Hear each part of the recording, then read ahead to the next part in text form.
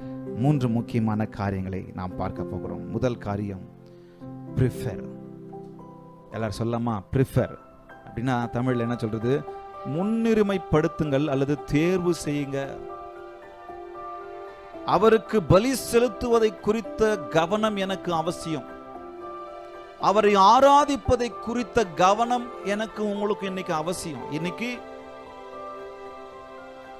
தேவ சமூகம் அநேகருக்கு லேசாயிடுச்சு, ரொம்ப லேசாயிடுச்சு.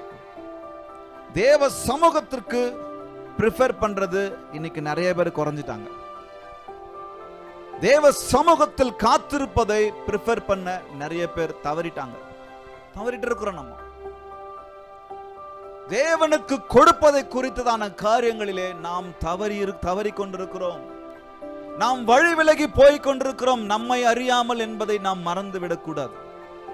இந்த பிஸி லைஃப்ல, இந்த ஓடிக்கொண்டிருக்கிற லைஃப்ல நான் தேவ பிரசன்னத்தை ப்ரிஃபர் பண்ணணும், நான் தேவ ராஜ்யத்தை ப்ரிஃபர் பண்ணணும், தேவ சபையை ப்ரிஃபர் பண்ணணும், தேவனை ஆராதிப்பதற்கு ப்ரிஃபர் பண்ணணும், தேவனுக்கு முன்னுரிமை கொடுக்கணும், தேவனை தேர்ந்தெடுக்கணும், தேவ ராஜ்யத்திற்கு முதலிடம் கொடுப்பதை ப்ரிஃபர் பண்ணணும் அப்படின்ற விஷயத்தை நான் மறந்துடுறேன், நான் விட்டுடுறேன். நேரம் கிடைச்சா, மூடு இருந்தா, வண்டி இருந்தா, கார் இருந்தா, பெட்ரோல் இருந்தா நான் ஆண்டவரை ஆராதிக்க வருவேன். நேரம் இருந்தா நான் அவரிடத்துல ஜெபம் பண்றதுக்கு போவேன்.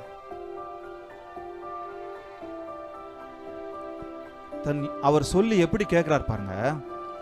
அந்த வார்த்தையை பாருங்க. அவரு ஒரே வார்த்தையில ஆண்டவர் சொல்லிருக்கலாம். எப்படி சொல்லிருக்கலாம்? உன் மகனை எனக்கு காணிக்கை கொடுன்னு சொல்லிருக்கலாம். ஆனா அங்க என்ன சொல்லி சொல்றாரு பாருங்க. உன் புத்திரனும் அப்படின்னு சொல்லிட்டு விட்டுருக்கலாம். உன் ஏக சுதனும், அதை இன்னும் கொஞ்சம் அதை வெளிப்படுத்துறாரு பாருங்க. உன் ஒரே பையன் பா, உன் நேச குமாரனும். இவ்வளவு உள்ளுக்குள்ள அந்த அங்கலாய்ப்பை உண்டாக்குறாரு. உன் புத்திரனும் உன் ஏக சுதனும் உன் நேசகுமாரனும் நீ நேசிக்கிறியே. இன்னைக்கு ஆண்டவர் என்னையும் உங்களையும் பார்த்து கேட்கிறாரு. ஒரே விஷயம், உங்க சிறந்த விஷயம், உங்க சிறந்த கிஃப்ட், உங்க சிறந்த நேரம், உங்க சிறந்த நாள், உங்க சிறந்த ஜெபம், உங்க சிறந்த வாழ்க்கை அப்படின்னு சொல்லி உங்களை பார்த்து என்ன பார்த்து கேட்கிறாருன்னு சொன்னா கேட்டும் கேட்காம போயிடுவோம். அவர் பேசலப்பா, வேற யாரோ வந்து பேசிக்கிட்டு இருக்கிறாங்க, வேற ஏதோ காதுல வந்து விழுது. நான் தான் ஜெபத்துக்கு போனேன், நான் தான் பைபிள் வாசிச்சேன். அப்புறம் ஆண்டவர் பேசாம அவரோடு கூட தொடர்ந்து நான் உறவில், சம்பதத்தில், ஜெபத்தில், பிரசன்னத்தில் இருந்தேன்னு சொன்ன ஆண்டவர் என் கூட கண்டிப்பா பேசுவார். அப்போ ஆண்டவர் இங்க பாருங்க, இங்க என்ன வசனம் இவ்வளவு அழகா சொல்றாரு பாருங்க. உள்ளுக்குள்ள அந்த பாசத்தை, அது முக்கியமான காரியம், அதை நீ கொடுக்கணும் அப்படின்றத அவர் விவரிக்கிறார். உங்ககிட்ட என்னைக்கு பேசினாரு எனக்கு தெரியாது, என்கிட்ட என்னைக்கு பேசினாரு எங்களுக்கு தெரியும். நானும் சில டைம் மறந்துருப்பேன். ஆனா ஆண்டவர் உங்ககிட்ட என்கிட்ட எதையாவது கேட்கிறார் அப்படின்னு சொன்னா, தேவ பிரசனத்துக்கு நானும் நீங்களும் முக்கியத்துவம் கொடுக்கணும் அப்படின்னு சொன்னா நான் அதை ப்ரிஃபர் பண்ணணும், அதுக்கு முன்னுரிமை கொடுக்கணும். என்னங்க? ஆபிரகாமை சோதித்தார். எப்படி எனில், எப்படி சோதிச்சாரு? தன்னுடைய நேசகுமாரனை கொடுப்பேன். இப்ப என்னையும் உங்களையும் சோதிக்கிறார். எப்படி எனில், நீங்க ஜெபத்துக்கு போகணும், இல்ல நீங்க தனிப்பட்ட ஜெபத்துக்கு வீட்டுக்குள்ள போறீங்களோ, அல்லது வேத வாசிப்புக்காக நீங்க தனிப்பட்ட நேரத்துல ஒதுக்குறீங்களோ, அல்லது ஆராதனைக்கு வர்றீங்களோ, அல்லது தேவ ராஜ்யத்திற்கு உங்களை ஒப்பு கொடுக்குறீங்களோ, ஆண்டவர் என்னையும் உங்களையும் ஒரு வேலை சோதிக்கிறார் அப்படின்னு சொன்னா, எப்படி எனில் வேலை அதிகமாயிடுச்சு, வேலை ஓட்டி அதிகமா இருக்கு. ஆராதனை டைம்ல தான் நான் உங்களுக்கு உதாரணத்துக்கு சொல்றேன். ஆராதனை டைம்ல ஓட்டி வச்சுட்டாங்க. எப்படி எனில் ஆபிரகாமை தேவன் சோதித்தார். எப்படி எனில் இந்த ராஜேஷை தேவன் சோதித்தார். காலையில தண்ணி வரல, வெறும் முகத்தை கழுவிட்டு ஓடி வரணும், வேற வழி இல்லை. எப்படி எனில் இல்ல என் வியாபாரம் அன்னைக்கு தான் நடக்கும். என்னையும் உங்களையும் சோதிக்கிறார். இன்னைக்கு தான் சண்டே தான்ப்பா அதிகமாக வியாபாரம் நடக்கும். எப்படி எனில் பக்கத்தில் பார்த்து சொல்லுங்க, எப்படி சோதிக்கிறாருன்னு தெரியாதுப்பா, ஆனால் கண்டிப்பாக உங்களுக்கு அதுக்கான சோதனை வரும். அப்போ பக்கத்தில் பார்த்து சொல்லுங்க, அப்போ தேவனா வியாபாரமா, தேவனா இல்லை இன்னும் கொஞ்சம் தூங்கலாமா, தேவனா அல்லது உங்க வேலையா, தேவனா அல்லது தேவையில்லாத இடமா, தேவனா அல்லது வேற வேற காரியமா, இல்ல வேற நபரா, ப்ரிஃபர் பண்ணுங்க. அல்லேலூயா. தெரிந்தெடுங்க. இந்த தெரிந்தெடுக்கிறதுல தான் நிறைய பிரச்சனை நாம பண்றோம். லேசாயிடுறோம். ரொம்ப லேசா நம்ம கவனிங்க, என்ன கவனிங்க, ரொம்ப லேசாயிடுறோம். பக்கத்துல பார்த்து சொல்லுங்க, லேஸ் ஆகாதீங்க. ஆராதனைக்கு வர்றதுக்கு லேஸ் ஆயிடாதீங்க. தேவ பிரசன்னத்துக்கு இடம் கொடுக்கறதுக்கு லேஸ் ஆயிடாதீங்க. ஆண்டவர் கேட்கிற காரியம் ஒருவேளை கடினமான காரியமா இருந்தாலும் சரி, நான் எதை வேணாலும் விட்டு கொடுத்துருவோம்ப்பா, காலையில எழுந்திரிக்கிறதை விட்டு கொடுக்க மாட்டேன். நமக்குள்ள அப்படிதான் இப்ப நிறைய ஓடிட்டு இருக்கு. அப்ப தேவனுடைய பிரசனம் எந்த அளவுக்கு மகத்துவம் உள்ளது. தன்னுடைய நேசகுமாரன், தன்னுடைய ஒரே புத்திரன், தன்னுடைய ஒரே ஏகசுதன் ஒரே மகன், அவரை கேட்கும் போது ஆபிரகாம் ஒன்னும் பேசல. அல்லேலூயா. ஆபிரகாமுக்கு அவருடைய கீழ்ப்படிதலுக்கு கரங்களை தட்டலாமா? ஒண்ணுமே பேசல. அப்பொழுது ஆபிரகாம் என்ன பண்றாரு? அதிகாலையில் எழுந்து, நீங்க வாசிக்கிற பாருங்க, அதிகாலையில் எழுந்து, எங்க போட்டிருக்கு? அதிகாலையில் எழுந்து தன் கழுதையின் மேல் சேனங்கட்டி தன் வேலைக்காரரில் 2 பேரையும் தன் குமாரன் ஈசாக்கையும் கூட்டிக் கொண்டு தகன பலிக்கு கட்டைகளையும் பிளந்து கொண்டு தேவன் தனக்கு குறித்த இடத்தில் புறப்பட்டு போனான். 3ஆம் நாளில் ஆபிரகாம் தன் கண்களை ஏறெடுத்து பார்த்து தூரத்தில் இந்த இடத்தை கண்டான். ப்ரிஃபர் பண்ணாங்களா? ஏற்கனவே நான் சொல்லியிருக்கேன், இப்ப ஞாபகம் வருது, நான் சொல்றேன். எங்க போ சொன்னார்? 2வது வசனத்துல வாசிக்கலாம். அப்பொழுது அவர், உன் புத்திரனும் அங்க விட்டுடுங்க, மோரியா தேசத்துக்கு போய் அங்கே நான் உனக்கு குறிக்கும் மலைகள் ஒன்றின் மேல் அவனை தகன பலி. நான் சொல்லாமா, நான் உங்களுக்கு சொல்ற இடத்துல அந்த மலை மேல போய் பலியிடணும். நான் யூடியூப்ல தான் பார்த்து ஆண்டவர் ஆராதிப்பேன். நான் சர்ச்சுக்கெல்லாம் வர மாட்டேன். நேரம் இருந்தா தான் நான் வருவேன். இங்க பாருங்க, நான் சரிப்பா பலி கொடுக்க சொன்னாரு, வீட்டுக்கு பக்கத்துலயே பலி கொடுத்துருக்கலாமே. பலி தானே உங்களுக்கு வேணும், கடவுளே பலி தானே வேணும், காணிக்கை தானே வேணும், வீட்டுக்கு பக்கத்துல கொடுக்குறேன். பலிபடம் கட்டுறேன். எவ்வளவு பெருசா வேணும் சொல்லுங்க, கட்டிடுறேன். அடுக்குறேன், கல்லு கட்டுறேன், அதுக்கு மேல கட்டையை கட்டுறேன், அவனை படுக்க வைக்கிறேன். சொல்லிருக்கலாமா? ஆனா வசனம் சொல்லுகிறது, நான் உனக்கு குறிக்கும் மலைகள் ஒன்றின் மேல் அவனை தகன பலி. அப்போ 3வது வசனத்தில் சொல்லுது, 3ஆம் நாளில் பிரயாணம் பட்டு. எவ்வளவு நாள் போயிருக்கிறாரு? பிரயாணம் பட்டு போயிருக்கிறாரு.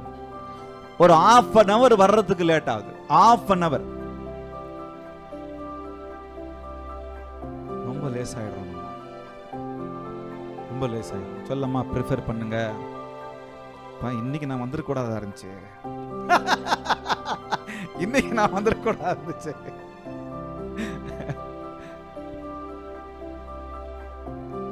செட்டில் ஆயிடாதீங்க. இவங்க என்னுடைய கம்ஃபர்ட் ஜோன்ல நான் செட்டில் ஆயிடக்கூடாது.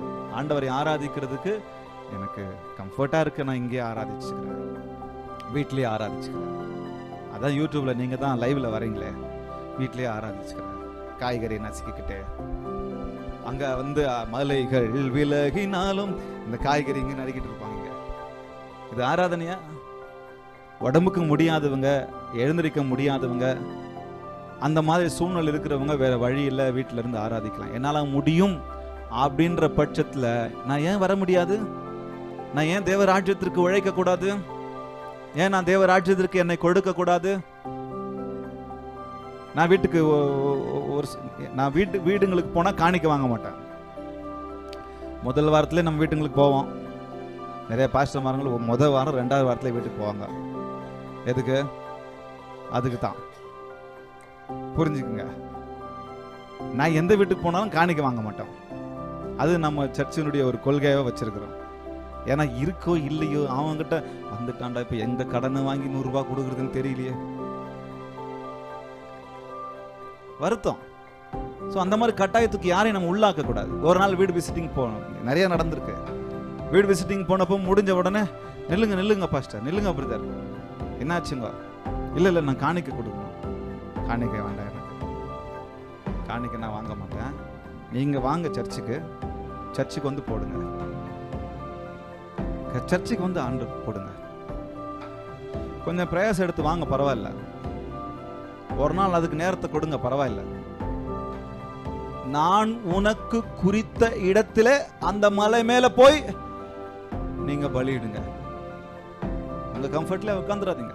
காணிக்கத்தான், தகன பலி தான், சொந்த குமாரன் தான், ஏக சுதன் தான், ஒரே புத்திரன் தான். ஆனாலும் ஆண்டவருக்குன்னு செலுத்தும் போது அதுல ஒரு கீழ்ப்படிதல் அவசியம். ஹல்லேலூயா. அதுல ஒரு கீழ்ப்படிதல் அவசியம். அதை ஆண்டவர் என்கிட்ட உங்ககிட்ட அவர் எதிர்பார்க்கிறார். அதை விட்டுடக்கூடாது.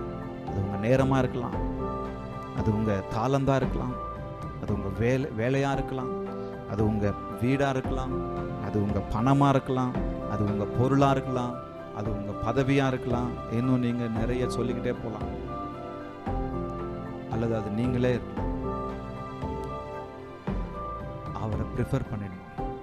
அவருக்கு முக்கியத்துவம் நான் கொடுத்துட்டேன் அப்படின்னு சொன்னா, அவருக்கு கொடுக்கும் போது அதை அவருக்கென்று சிறந்த முறையில் அவருக்குன்னு சொல்லி முன்னுரிமைப்படுத்தி அவருக்கென்று கொடுக்க வேண்டும்.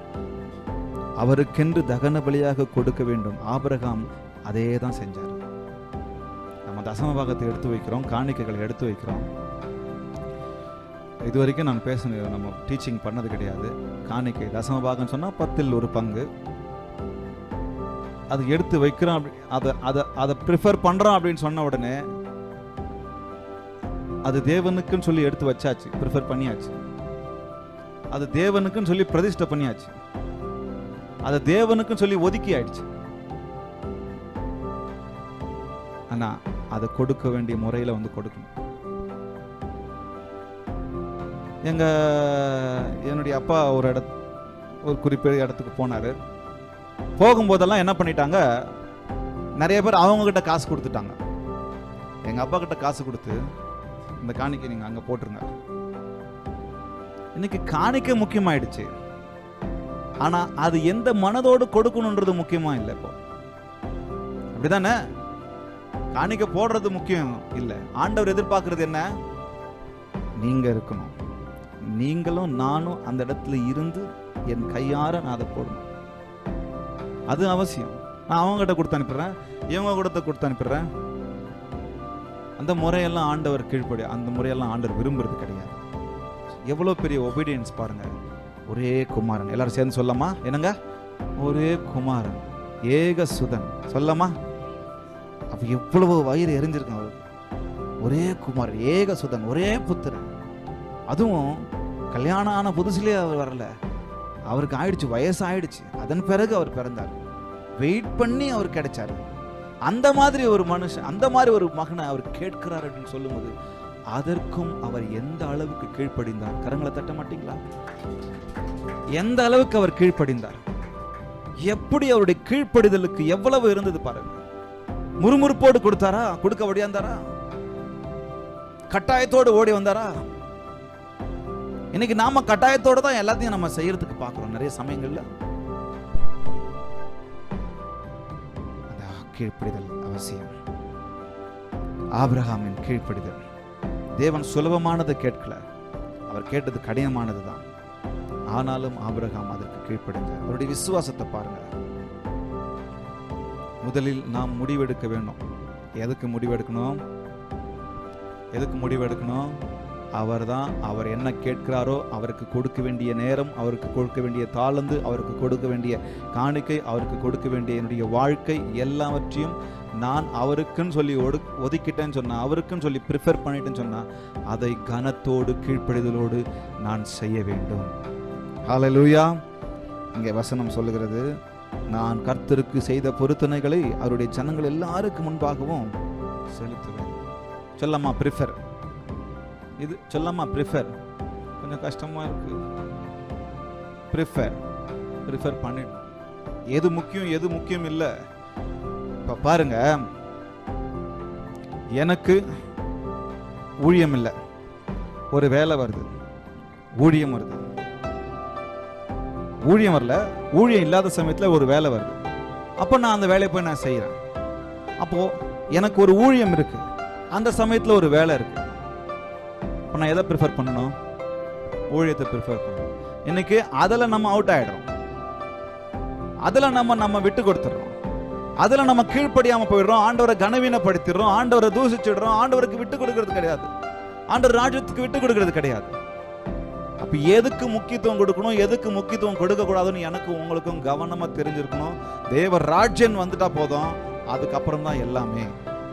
முதலாவது தேவனுடைய ராஜ்யத்தையும் நீதியையும் தேடுங்கள், அப்பொழுது எல்லாம் இவைகள் எல்லாம் கூட கொடுக்கப்படும். அப்போ இது எனக்கு உங்களுக்கு ரொம்ப அவசியம். சொல்லாமா ப்ரிஃபர் பண்ணுங்க. எது முக்கியம் இல்லை, எது முக்கியம் இல்லை. தேவ ஊழியன் வந்தாச்சா, தேவ ராஜ்யன் வந்தாச்சா, அவருடைய சமூகத்துக்கு நான் கொடுக்கணும்னு வந்தாச்சா, கமிட்மெண்ட்னு வந்தாச்சா, சரண்டரிங் வந்தாச்சா, இதுதான் முக்கியம். அதுக்கு முன்னாடி எது வந்தாலும் அதெல்லாம் அடுத்தது தான். ஹல்லேலூயா. தகன பலின்னு வந்தாச்சா, அதுக்கு அப்புறம் எல்லாமே அடுத்தது தான். அதிகாலையில எழுந்துட்டாரு, 2 நாள் விட்டு போல, 3 நாள் விட்டு போல, அவருக்கு சௌகரியமா இருக்கிற நேரத்துக்கு போல சொன்னாரு, காலையில எழுந்துட்டாரு, ரெடி பண்ணிட்டு போய்கிட்டே இருக்காரு. ஹல்லேலூயா.